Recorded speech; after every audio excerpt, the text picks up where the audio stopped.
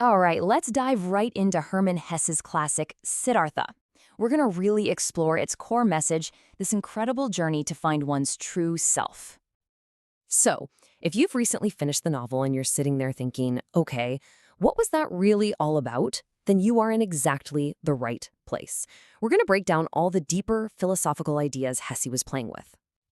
Here's our game plan. We're going to follow Siddhartha's journey pretty much step by step, breaking his quest down into these 5 major stages. We'll start with that burning question that sets him off and follow him all the way to his final, profound realization. So let's start right where the book does, with this young guy who, on the surface, seems to have it all figured out, but deep down, he feels this profound emptiness. This right here really gets to the heart of the problem. Outwardly, Siddhartha is the perfect son. He's brilliant, he's respected, he's absorbed all the wisdom of his Brahmin heritage. His head is just full of knowledge. But on the inside, his soul is completely restless.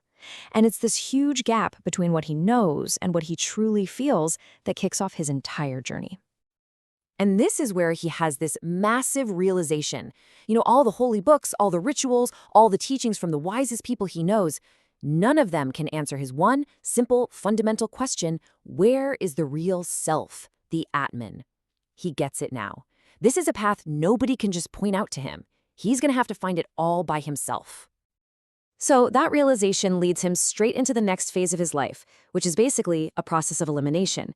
He figures if all the inherited wisdom in the world won't work, then he has to reject every single established path to find his own. Think about how radical this is. First, he walks away from his family and the entire world of ritual he grew up in. Then, he swings to the complete opposite extreme, joining the samanas to practice this intense self-denial. But his most shocking move is turning away from the Buddha himself. He rejects even the most perfect teaching. With the samanas, he totally masters control over his body. He learns to ignore hunger, thirst, pain, you name it. But he comes to see that it's just a temporary fix.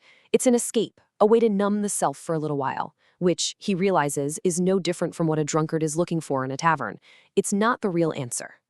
This brings him to a huge turning point. When he meets the Buddha, he sees a genuinely enlightened being. He has nothing but the deepest respect, but he also has this incredible insight. The Buddha's wisdom, the actual experience of it, is totally personal. You can't just bottle it up into a doctrine and pass it along to someone else. It doesn't work that way. So the bottom line for him is this: someone else's perfect truth, no matter how profound, can't be a universal formula for you. The path to finding yourself is absolutely unique for every single person. And with that, he leaves all the teachers, all the doctrines behind to find his own way. Okay, so having rejected every spiritual path he can find, Siddhartha takes a complete 180. He decides that if the answers aren't in the world of the spirit, well, maybe they're in the world of the flesh. Now, it's really important to see this next phase not as some kind of moral failure, but as a necessary experiment. He feels like to find his whole self, he can't keep denying the world of the senses. He has to dive in headfirst and experience it just as fully as he experienced the world of the spirit. And so, he finds these new kinds of teachers in the material world. There's Kamala, the courtesan, who teaches him everything about physical love and pleasure. And then there's Kamaswami, the merchant, who schools him in the art of business and making money. But this path leads to a dead end too. He gets so lost in the world of gambling and wealth and chasing pleasure that his inner voice, the very thing that started him on his whole quest, it just goes silent. And he's left with this deep, gut-wrenching disgust for the person he has become. So now he's at rock bottom. Truly at his lowest point. Suicidal, full of self-hatred, and he stumbles back to a river he crossed years ago. And this river becomes his final and his greatest teacher. The thing about the river is it doesn't teach with words or lectures. It just teaches by being.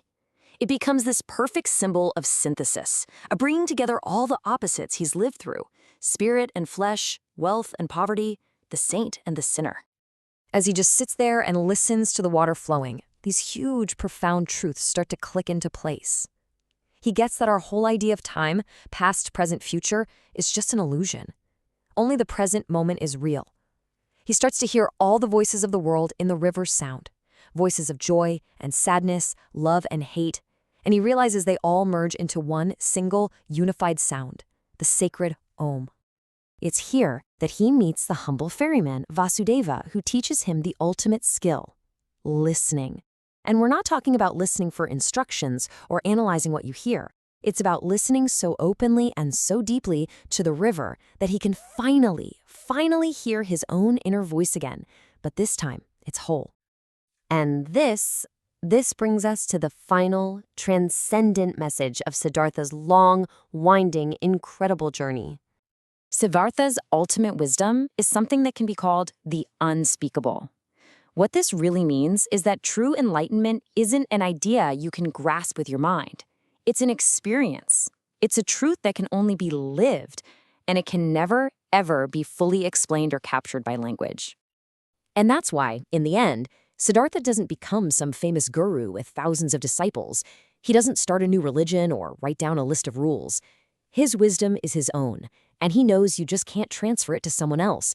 He simply becomes a ferryman, living out his truth in quiet humility. When his old friend Govinda finds him at the very end of the book, he tries to explain this. He says that any idea you can put into words is, by its very nature, incomplete. A word like love, for example, seems like the opposite of hate. But in the river, Siddhartha heard them both as part of one single song. The whole truth, he says, is found in the experience itself, not in the concepts we use to describe it. And really, that's the powerful question Hesse's masterpiece leaves us with. Siddhartha's journey seems to be telling us that the most important truths in our lives are not the ones we can read in a book or learn from a teacher. They are the unspeakable ones, the ones we have to go out and experience and ultimately discover for ourselves.